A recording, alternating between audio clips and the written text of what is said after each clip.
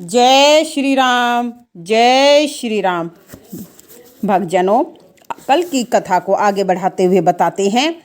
भारद्वाज मुनि प्रयाग में रहते हैं। उनका श्री रामचंद्र जी के चरणों में अधिक प्रेम है।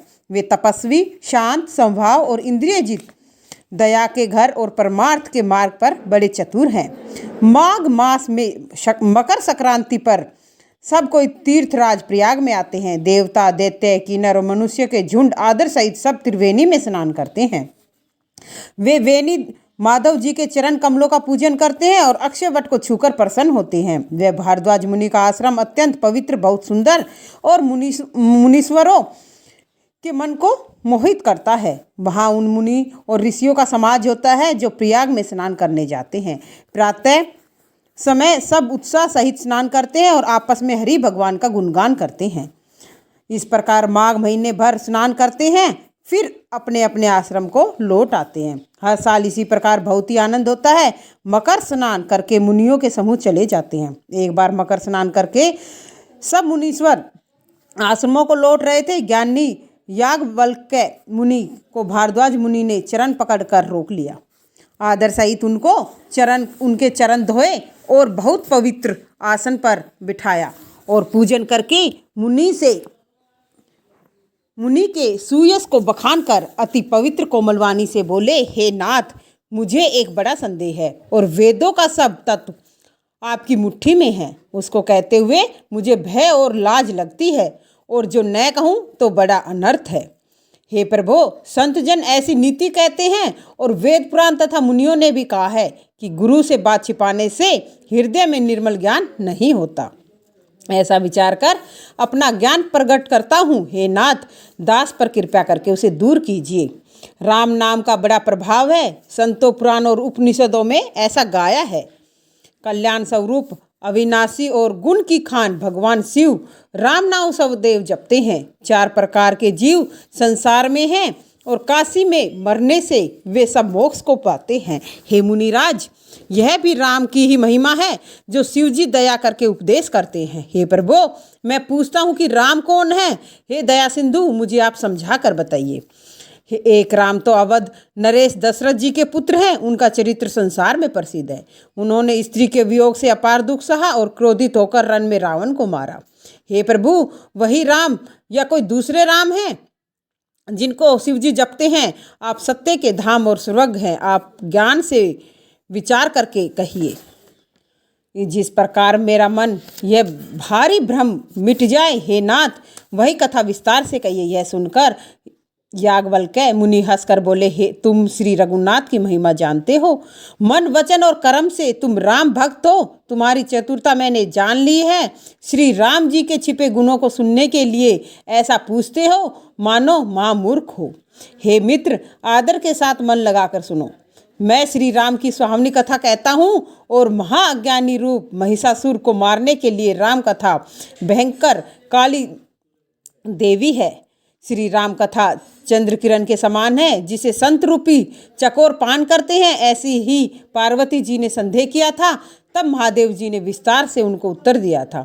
अपनी बुद्धि के अनुसार अब मैं महादेव और पार्वती का वही संवाद कहता हूँ। वह जिस समय जिस कारण से हुआ उनको सुनकर, हे मुनि, तुम्हारा विषाद मिट जाएगा। एक बार त्रेता युग में महादेव अगस्त्य ऋषि के पास गए और साथ में जगजननी भवानी भी उनके साथ गई। ऋषि ने सब जगत के ईश्वर जानकर उनकी पूजा की। मुनीश्वर अगस्त्य जी ने राम कथा कही, जिसे शिव जी ने बहुत सुख मानकर सुना। फिर ऋषि ने भगवान की सुंदर भक्ति पूछी और शिव जी ने अधिकारी पाकर भक्ति वर्णन किया। रघुनाथ जी के गुणों की कथा कहते सुनते शिव जी कुछ दिन वहीं रहे। फिर मुनि से विदा मांगकर शिव जी सीता जी के साथ अपने स्थान को चल दिए। उन्हीं दिनों पृथ्वी का भार उतारने को श्री हरि ने रघुवंश में अवतार लिया था। पिता का वचन मान राज्य को छोड़ और अविनाशी प्रभु दास होकर दंडक वन में विचरते थे। हृदय में विचार करते हुए शिवजी जा रहे थे कि किस प्रकार दर्शन हो। प्रभु ने गुप्त रूप से अवतार लिया और मेरे जानने से सब लोग जान लेंगे। शिवजी के मन में बड़ा क्षोभ था। सती इस भेद को नहीं जानती थी। तुलसी जी कहते हैं कि उनको नेत्रों में राम दर्शन की लोभपूर्ण लालसा थी और मन में यह डर था कि इस भेद को कोई जान न ले। रावण ने ब्रह्मा जी से मनुष्य के हाथ से अपनी मृत्यु मांगी थी, जो प्रभु ब्रह्मा जी का वचन सत्य करना चाहते थे। मैं श्री राम जी के दर्शन करने न जाऊं तो पछतावा रह जाएगा, ऐसा विचार करते हुए शिव जी कुछ निश्चय नहीं कर सके। इस प्रकार महादेव जी सोच में पड़ गए और उसी समय रावण के ने नीच मारीच को साथ लिया और वह तुरंत कपट मृग बन गया। छल करके मूर्ख रावण ने सीता जी को हर लिया, क्योंकि प्रभु का प्रताप वह नहीं जानता था। मृग को मारकर भाई सहित जब श्री राम आए तो आश्रम को देखकर नेत्रों से में आंसू भर आए। सीता जी के वियोग से व्याकुल मनुष्य की भांति राम लक्ष्मण दोनों भाई उनको वन में ढूंढते फिरते हैं। जिनके कभी संयोग वियोग नहीं है, उनमें विरह का दुख प्रत्यक्ष देखा गया है। श्री रामचंद्र के चरित्र बहुत ही विचित्र हैं। जो बड़े ज्ञानी हैं वही जानते हैं, और जो मंद बुद्धि है वे अज्ञान के बस हृदय में कुछ और समझते हैं। महादेव जी ने उस समय श्री रामचंद्र जी को देखा, उनके हृदय में बहुत आनंद उत्पन्न हुआ। नैन भरकर शोभा के सागर राम जी को देखा, परंतु कु अवसर जानकर परिचय नहीं किया। जगत को पवित्र करने वाले सच्चिदानंद की जय हो, इस प्रकार कहकर कामारी शिव जी चल दिए और कृपा निधान शिव जी आनंद से बारंबार पुलकायमान होकर सती जी के साथ जा रहे थे। शिव जी की दशा देखकर सती जी के हृदय में बड़ा संदेह उत्पन्न हुआ, और शिव जी सब जगत के वंदनीय और जगदीश्वर हैं। देवता मनुष्य और मुनि सब इनको सिर नवाते हैं। उन्होंने राजपुत्र को सच्चिदानंद और मोक्ष धाम कहकर प्रणाम किया, और उनकी शोभा को देखकर इतने मगन हो गए कि अब तक हृदय में प्रीति रोकने से भी नहीं रुकती। जो ब्रह्मा सर्वव्यापक माया से रहित अजन्मा अदृश्य इच्छा और भेद रहित है, और जिसे वेद भी नहीं जानते, वह क्या देह धारण कर मनुष्य हो सकता है। जो विष्णु देवताओं के हित के लिए मनुष्य शरीर धारण करते हैं, वे भी ऐसे ही सर्वज्ञ हैं जैसे शिव जी हैं। वे ज्ञान के भंडार लक्ष्मीपति और असुर शत्रु का क्या अज्ञानी के समान स्त्री को ढूंढेंगे। फिर शिव जी की वाणी भी मिथ्या नहीं हो सकती। सब जानते हैं कि शिव जी सर्वज्ञ हैं। इस प्रकार मन में बड़ा संदेह हुआ, हृदय में ज्ञान उत्पन्न नहीं होता था। यद्यपि सती जी ने प्रकट कुछ नहीं कहा, किंतु अंतर्यामी शिव जी की मन की बात जान ली। वे बोले, हे सती सुनो, तुम्हारा स्त्री संभाव है, ऐसा संदेह हृदय में नहीं करना चाहिए। जिनकी कथा अगस्त्य ऋषि ने कही, जिनकी भक्ति मैंने मुनि को सुनाई, वही रामचंद्र जी मेरे इष्ट देव हैं, जिनकी सेवा धीर मुनि किया करते हैं।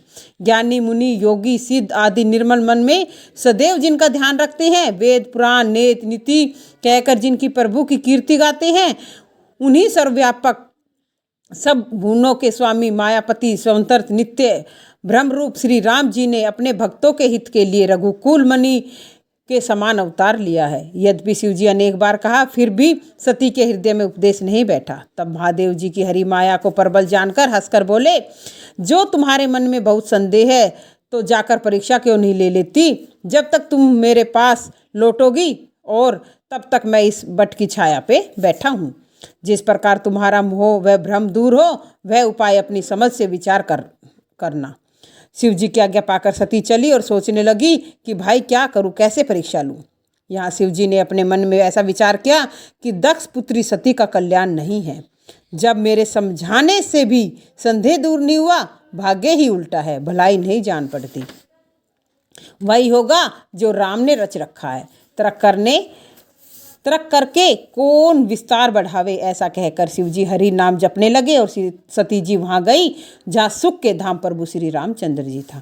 बार बार मन में विचार करे सती का रूप धर के सती सीता माता का रूप धर के उसी मार्ग में आकर आगे होकर बोली, श्री राम जी आ रहे थे और लक्ष्मण जी सीता सती जी का बनावटी वेश देखकर चकित हो गए और उनमें बड़े संदेह हुआ। वे बहुत गंभीर हो गए, कुछ कह नहीं सके, और वे धीर बुद्धि प्रभु श्री रामचंद्र जी के प्रभाव को जानते थे। तो भक्तजनों, माता सती को ये नहीं हुआ कि वो राम है जिनकी भगवान पूजा करते हैं। जो शिव जी राम जपते हैं वो ये राम नहीं है, क्योंकि ये राम तो स्त्री वियोग में इतने व्याकुल हो रहे हैं, ये राम वो हो नहीं सकते। शिव जी महाराज ने बहुत समझाया परंतु नहीं समझी। तो शिव जी ने कहा कि आप एक काम करो, जैसा आपको बन पड़े वैसा उनकी आप परीक्षा ले सकते हो। तो सती माता सीता माता का रूप लेकर और राम भगवान की परीक्षा लेने के लिए गई। और देवताओं के स्वामी रामचंद्र जी सती जी की झल को जान गए, क्योंकि वे सब कुछ देखने वाले और सबकी मन को जानने वाले हैं। जिनके समन से अज्ञान दूर हो जाता है वही सर्वज्ञ भगवान रामचंद्र जी है। सती जी ने यहाँ भी अपना छिपाच करना चाहा। देखो, यह स्त्री स्वभाव का प्रभाव है। अपनी माया का बल हृदय में विचारते हुए रामचंद्र जी हंसकर मधुर वाणी से बोले। हाथ जोड़कर प्रभु ने सती माता को प्रणाम किया और पिता सहित अपना नाम लिया। कहा कि महादेव जी कहाँ हैं? वन में आप अकेली किस कारण फिर रही हैं? रामचंद्र जी के कोमल और गुड़ वचन सुनकर सती जी को बहुत संकोच हुआ और डर कर शिव जी के पास चली गई, किंतु हृदय में बड़ा सोच था। प्रभु ने उन्हें पहचान लिया और कहा तो सती माता को हुआ कि इसमें तो ये जरूर भगवान ही हैं, और ऐसा सोच कर चल दी कि मैंने शंकर जी का कहना नहीं माना, अपना ज्ञान रामचंद्र जी के सम्मुख प्रकट किया है, अब जाकर शिव जी से क्या कहूँगी, क्या उत्तर दूंगी। यह सोचकर हृदय में बड़ी दुष्ट जलन उत्पन्न हुई और रामचंद्र जी ने जान लिया कि सती जी को दुख हुआ है, तब अपना कुछ प्रभाव दिखाया। सती जी ने मार्ग में यह कौतुक देखा कि आगे राम जी, सीता जी और लक्ष्मण जी सहित जा रहे हैं। पीछे फिरकर देखा तो लक्ष्मण जी और सीता जी सहित सुंदर वेश में श्री रामचंद्र जी दिखाई दिए। जहाँ देखे वहाँ प्रभु विराजमान है और चतुर्सिद्ध मुनीश्वरों सेवा कर रहे हैं। फिर अनेक शिव, ब्रह्मा, विष्णु देखे, जिनका प्रभाव एक से बढ़कर एक था। फिर प्रभु रामचंद्र जी के चरण वंदना और सेवा करते हुए अनेक प्रकार के वेश वाले देवता देखे। अनेक सती, सरस्वती और लक्ष्मी बहुत ही सुंदर और अनुपम रूप वाली देखी। जिस जिस रूप में ब्रह्मा आदि देवता थे, उन्हीं वेशों के अनुसार वे सब रूप धारण कर रही थी। सती जी ने जहाँ तहाँ जितने रामचंद्र जी देखे, वहाँ उतने ही देवता और शक्तियाँ देखी। संसार में जितने चराचर जीव हैं, वे सब अनेक प्रकार के देखे। अनेकों वेश धारण किए देवता प्रभु श्री रामचंद्र जी का पूजन कर रहे हैं, परंतु रामचंद्र जी का दूसरा रूप नहीं देखा। सीता सहित बहुत से रामचंद्र दिख पड़े, परंतु उनके अनेक वेश नहीं थे। वही रामचंद्र जी, वही लक्ष्मण जी, सीता जी को देखकर सती जी बहुत डर गई, हृदय कांपने लगा। देह की कुछ शुद्धि नहीं रही और आंखें बंद करके राह में बैठ गई। फिर आंखें खोलकर देखा तो वहाँ सती जी को कुछ भी नहीं दिखाई पड़ा। तब बार बार श्री रामचंद्र जी के चरणों में सिर नवाकर और उस ओर चली जहाँ शिव जी थे। तब वहाँ पहुँची और शिव जी ने हंसकर कुशल पूछी और कहा, किस प्रकार की परीक्षा ली, सो सब बात ठीक ठीक कहो। रामचंद्र जी के प्रभाव को समझकर डर के मारे सती जी ने शिव जी से छिपाव किया और कहा, हे स्वामी, मैंने कोई परीक्षा नहीं ली, आप ही के समान प्रणाम किया। जो आपने कहा वह झूठ नहीं हो सकता, मैंने मन में यह पूरा विश्वास किया। तब शिव जी ने ध्यान करके देखा, सती ने जो चरित्र किया था वह सब जान लिया। फिर रामचंद्र जी की माया को शीर्ष नवाया और जिसने प्रेरणा करके सती जी से भी झूठ कहलवाया। हरि की इच्छा रूपी होनहार बलवान है, बुद्धिमान शिव जी अपने मन में यह विचार करने लगे कि सती जी ने सीता का रूप धारण किया। यह जानकर शिव जी ने हृदय में बड़ा विषाद हुआ और जो अब मैं सती से प्रीति करता हूँ तो भक्ति का मार्ग नष्ट हो जाएगा और अनिति होगी। परम पवित्र सती छोड़ी नहीं जाती और प्रेम करने में बड़ा पाप है, क्योंकि इन्होंने सीता माता का रूप धारण कर लिया और राम भगवान कहते हैं ये सती माता हैं, तो वो नहीं है। तो इसलिए भगवान दोनों बड़ी दुविधा में फंसे हैं और महादेव जी प्रकट तो कुछ नहीं करते, पर हृदय में बड़ा दुख था। तब शिव जी ने राम जी के चरणों में शीश नवाया। राम का स्मरण करते ही हृदय में यह विचार आया कि इस शरीर से सती के साथ अब भेंट नहीं हो सकती। शिव जी ने यह संकल्प मन में कर लिया। ऐसा विचार कर धैर्यवान शिव जी राम जी का समन करते हुए अपने स्थान को चले गए। चलते समय सुंदर आकाशवाणी हुई कि हे महादेव जी, आपकी जय हो, आपकी जय हो। आपकी भक्ति दृढ़ है, ऐसा प्रण करके आपके सिवाय कौन कर सकता है। आप राम जी के परम भक्त, समर्थ और भगवान हैं। आकाशवाणी सुनकर सती के हृदय में चिंता हुई और संकोच से शिव जी से पूछने लगी, हे कृपालु, कहिए आपने कौन सा प्रण किया। हे प्रभु, आप सत्य के स्थान पर दीन दयालु हैं। यद्यपि सती जी ने बहुत भांति से पूछा, शिव जी ने कुछ नहीं कहा।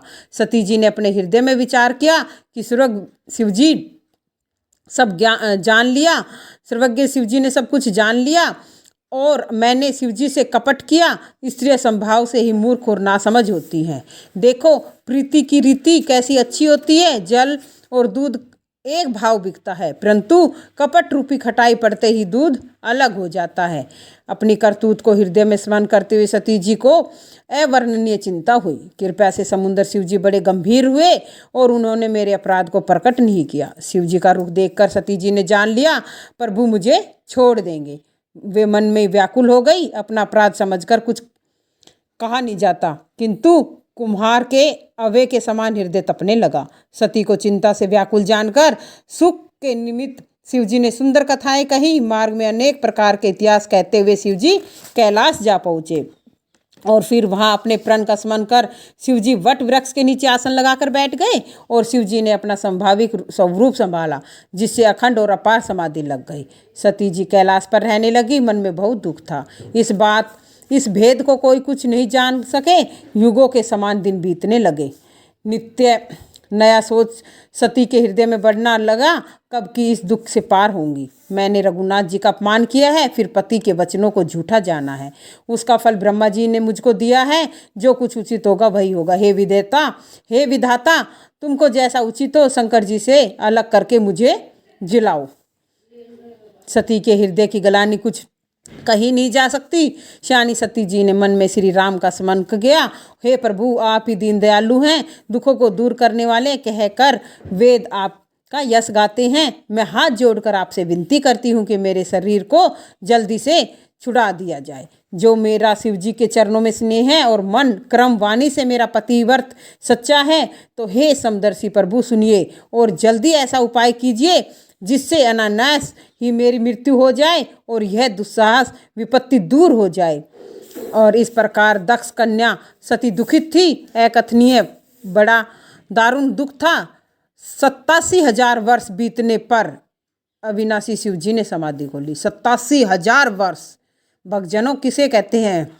शिव जी राम नाम का स्मरण करने लगे। जब सती ने जाना कि अब विश्वनाथ समाधि से जागे, उन्होंने जाकर शिव जी के चरणों में प्रणाम किया। तब शिव जी ने उन्हें अपने सामने आसन दिया।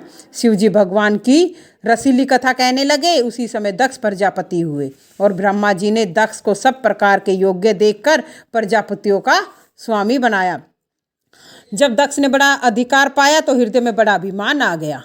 जगत में ऐसा कोई नहीं जन्मा जिसको प्रभुता पाकर मद नहीं होता। भक्तजनों, कहने का अभिप्राय ये है कि संसार में ऐसा कोई आदमी नहीं है जिसके पास माया आ जाए और उसे घमंड ना हो। दक्ष सब मुनियों को बुलाकर बड़ा भारी यज्ञ करने लगा। आदर सहित सब देवताओं को न्योता दिया और यज्ञ में भाग पाते हैं। किन्नर, नाग, सिद्ध, गंधर्व आदि देवता सब अपनी स्त्रियों सहित चले। विष्णु, ब्रह्मा, महादेव जी को छोड़कर सब देवता अपने अपने विमान बनाकर चले। सती ने आकाश में अनेक सुंदर विमान जाते हुए देखे, तो जिन पर देवगण कन्याएं सुंदर गान करती हैं और जिनके कानों से सुनते ही मुनियों के ध्यान छूट जाते हैं। सती ने पूछा। तब शिव जी ने सब हाल कहा। पिता का यज्ञ सुनकर सती प्रसन्न हुई और विचार करने लगी कि जो महादेव जी मुझको आज्ञा दे तो कुछ दिन इसी बहाने में अपने पिता के घर हो आऊं।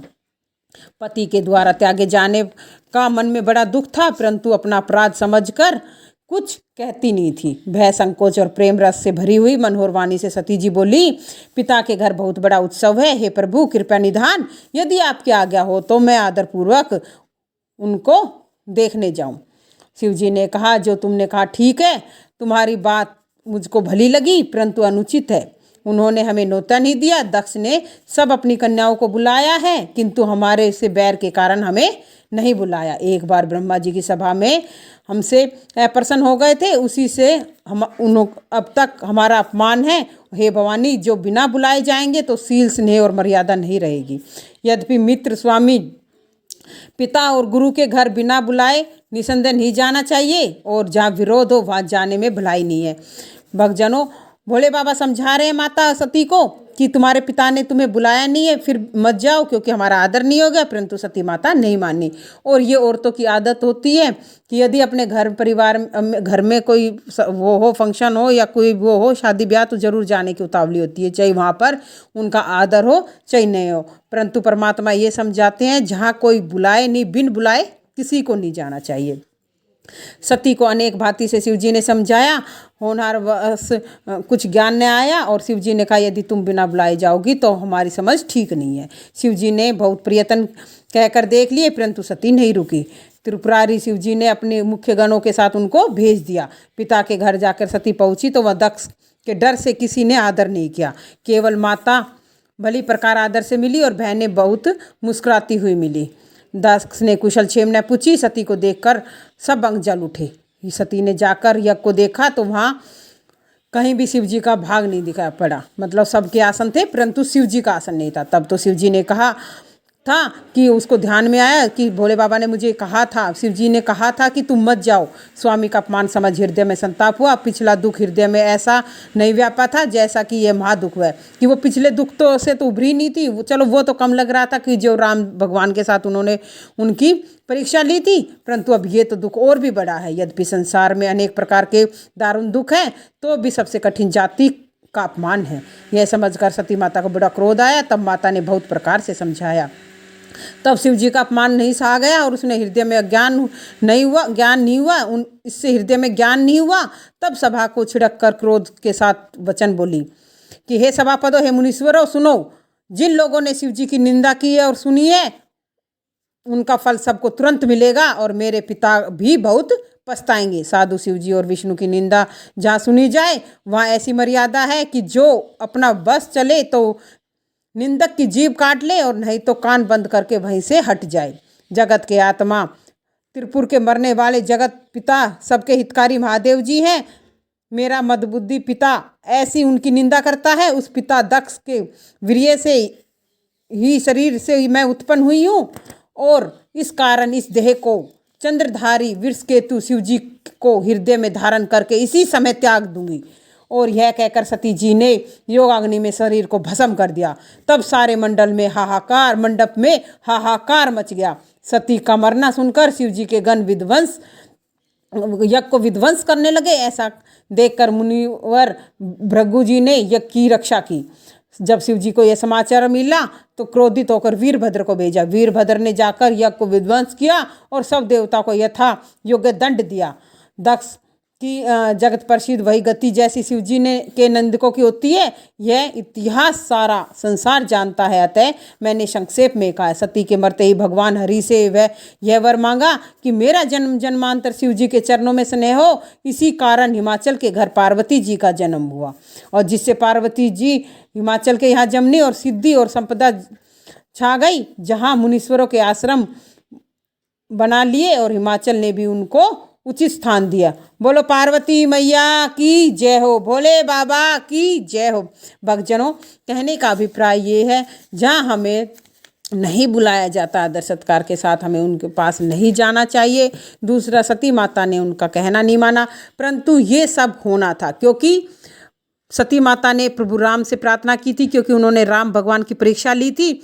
और जब से उनका मन हट गया था, क्योंकि भोले बाबा ने उनसे प्रीति हटा दी थी कि ये राम भगवान की परीक्षा लेके आई और सीता माता का रूप धारण किया है और मेरे इस शरीर को ख़त्म करो, और मैं भी उनसे इतना वो नहीं कर पाऊंगी और भोले बाबा भी मुझे। इसलिए ये सब परमात्मा ने फिर उनका ऐसा योग बनाया कि उनके इस शरीर को ख़त्म करके फिर पार्वती जी का जन्म दिया और फिर पार्वती जी भोले बाबा को पत्नी के रूप में मिली। इसी के साथ जय जय श्री राम, जय जय श्री राम, जय जय श्री राम।